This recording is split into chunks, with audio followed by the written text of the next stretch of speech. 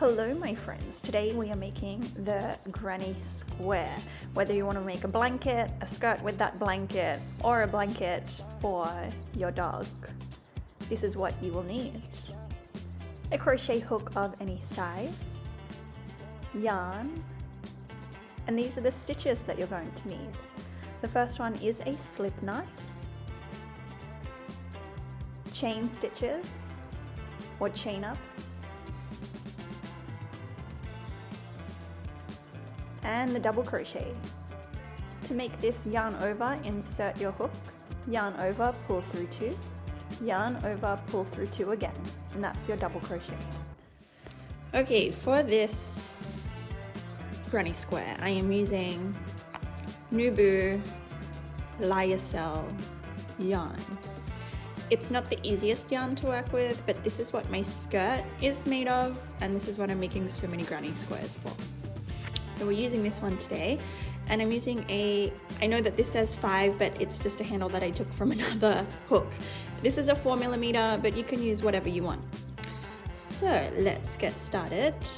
The first thing that you're going to do is create your slip knot. There are many ways to do this, but this is how I make them. You make a little loop, the end goes over the yarn. Pull the yarn through that loop, and then you can tighten it if you want to so that the tail is not so long, but I'm just going to hide it anyway. So once you're here, hold on to the tail and you're going to chain up 4. So 1, 2, 3, 4. So here's your chain up of 4. Then what you're going to do is insert your hook into this first loop. So right where that knot is, go ahead and insert into that loop. Pull your yarn through, so you have 2 loops on your hook, and then continue to pull that yarn through that other loop. So you've kind of made this little circle here. From here, yarn over, chain up 3, 2, 3, yarn over once more, and then you're going to insert your hook into this loop. So you can see kind of these 2 little strings here. Make sure you go through both of those, if you can see that. Yeah, both of those loops. Yarn over, pull through 3 loops on your hook, yarn over, pull through 2, yarn over, pull through the last 2. So everything in your granny square is going to be a double crochet, but there's just a little bit of a pattern to it. So you're going to put, this is your first double crochet here, this is your second, you're going to put a third. So yarn over, insert, pull through 3 loops on your hook, yarn over, pull through 2 loops, yarn over, pull through those 2. And this is your first leaf. So hold on, let me get an example. So what we actually have just made here is one of these little leaves.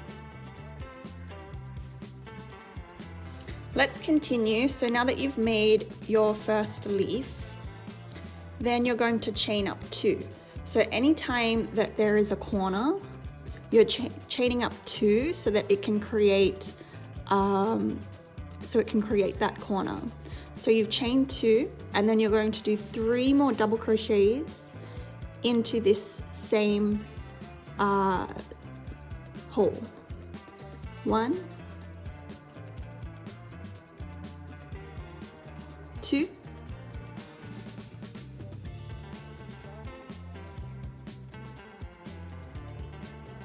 3, chain up 2. And for me, I like to try and go over this tail so that I can kind of hide it, and then it saves me from having to needle it through later. There's my 2 and 3. And this is your last one, and you can kind of see that your flower is starting to take formation. So this corner is where you put your 2 loops, and this is why, because you want it to make this little square. But you've got 1, 2, and 3 petals, and we're on our last one. So chain up 2, insert into the middle, double crochet, 2 double crochets, and again I'm just going over that tail, and 3 double crochets. Oh, I've lost it. This yarn is not the easiest, but there it is. Okay, to connect, chain up 2, and then you're going to go through not this loop but this loop here, and it can be tricky sometimes. Sometimes I do a little bit of a cheat and I just go through this whole double crochet, but if you want it to look really, really neat, do the extra effort and go through this loop, yarn over, pull through, 2 loops on your hook, pull through that final loop, and it's connected. So you've just done your first center. To continue this, chain up 3, 1, 2, 3. Turn your work, yarn over, and you're going into this little space that you've created. Double crochet. This counts as your first double crochet, this is your second, so 1 more. 3, there's your petal. Chain up 2, and then another 3 double crochets in that same loop.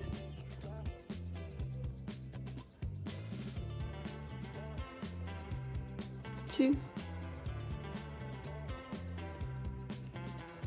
3, and you've created a little corner here.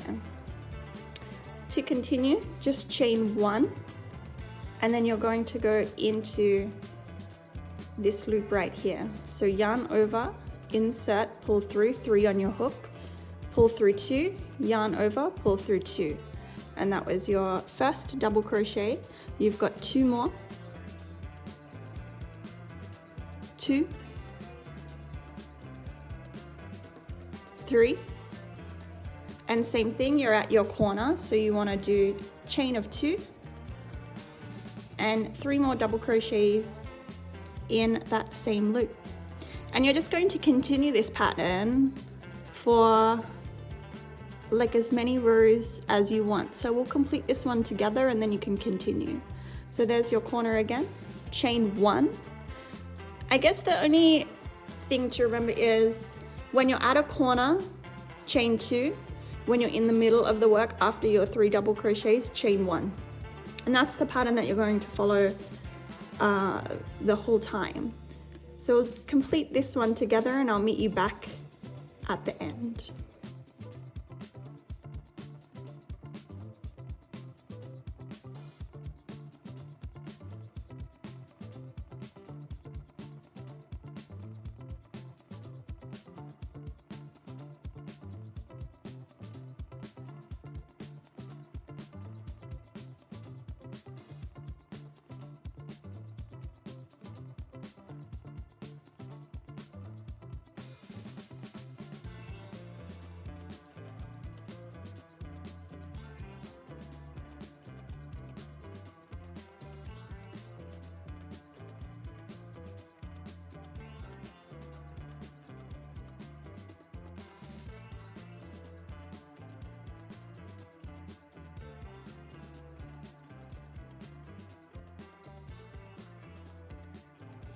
I'm nearing the end of my square, so I thought we could come back and do it together. So this is how it's looking. This is how you can tell that you've come back to the start of your row. It sticks out like this. And you can see that those 2 chains in each corner make it have this little square. So I've just done 3 double crochets here plus a chain. And now I'm going to go into this for my final corner. So 3 double crochets in the same hole,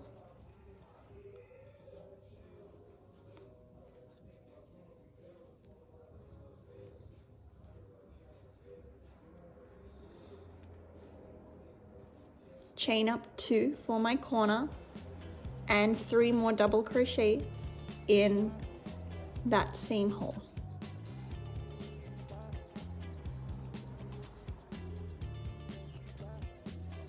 I have this loop or this hole left, chain 1, 3 double crochets into this gap,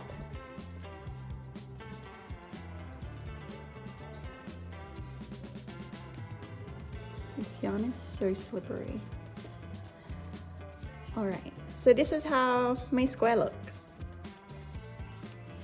This is the center, and to count the rows, 1, 2, 3, 4, 5. And that's how big I wanted my squares. You can keep going forever and make the biggest square possible. You're just going to keep repeating this pattern. In each gap, 3 double crochets, you chain 1, and then another 3 double crochets, and it only happens in the corner that you put 2 chains to make a corner. But because I'm finished, I'm going to connect this together. So I'm going to chain 1, find my loop. So again, not this one, but this one. And I'll show you what it looks like when you're lazy and you go through that gap. I'll show you a few squares that I've made like this. It does pay off to find the 2 loops and pull through. All right, so I've pulled through. Now, I know that there's a few really clever ways how you can hide this knot. Because this is just going to be a really simple way, I'm just going to show you the way that I've been doing it for my skirt. 1, 2 chains, cut your yarn, and pull that through. And then you're just going to pull that yarn to tighten and secure. And then we're going to hide this yarn and hide this yarn tail. But this is your square. I'll talk a little bit about blocking and the importance of tension, because these are a few learnings that I had after making like 50 of these, and I didn't realize when I was making them. So it's probably good to know straight up. But with these corners, like, you can even just put your hook in and kind of give it a little bit of a pull to make it really square. Or again, blocking, which I'll describe later. I haven't really done too much blocking, but I can share what knowledge I do have. But here is our square. Let's go ahead and hide these tails. So to hide these tails, I'm using a crochet sewing needle, and I'm just going to, you can either, it depends. So sometimes with this one, I leave this one, and then when I connect them, I just do my crochets over that so that it keeps in there. So I'm going to do that with this one, but with this one, I do want to hide. So you're going to feed these little fibers. And again, maybe it's easier if you have a different yarn. Okay, so you have your needle. Now my tail is kind of going this way, so I'm gonna go through just a few of these in the opposite direction. And then I'm gonna pull it back through that way again. And there's a million different ways you can do this, but for me, my theory is if you've got one going that way and one going this way, it's pretty secure like that. So then I'm just going to pull this a little bit tight, snip, and that's hidden. And this is the back, so you can kind of see that this is like a little bit flat, whereas this is more raised, and I like this side more, so I use this side. But there is your completed square. So let's now talk about a few things. Okay, so this is a good example of where I didn't understand tension completely. So this is one of my more recent ones, and then if I place it on top, it's bigger. And this is because you can just even feel that it's a little bit looser, and I didn't understand the importance of keeping tension consistent. So keep that in mind when you're making them. You can even feel with this one that the edges just feel a little nicer, whereas this one is like really, really floppy. This one feels a little more sturdy. And it just, for me, for my project with my skirt, if I'm sewing these edges or crocheting these edges together, they don't go from corner to corner unless I manipulate one or the other. So in some cases, you know, I made 50 something of these. So I think maybe I was just kind of like, let me get it done really quick. Definitely take your time to make them. And for some of these, I had to remake a square entirely. So it didn't even save time, it took up more time. And then in some cases it wasn't too bad and I could kind of bring them closer together. But I did end up making a panel where it was like a good inch or so longer than the other. And for that, I had to remove it, which it's here. And you can even just see these edges are not very nice. So this is the difference between having good consistent tension and then having, you know, it's a trial piece. It's a work in progress. I'm learning and you're here on this journey with me. So that's it. This is an example of a square where I went through the entire double crochet instead of going through the little V. So this is the one that we just worked on. And as you can see, this is the edge where I inserted into the V, and it's a lot less noticeable than this one where you can see that I've just gone through entire double crochets. So that's the difference between going through the V and going through the entire double crochet. And there you have it. I hope you enjoyed making this simple granny square with me. Please tag me in all of your creations. I'm excited to see what you all come up with.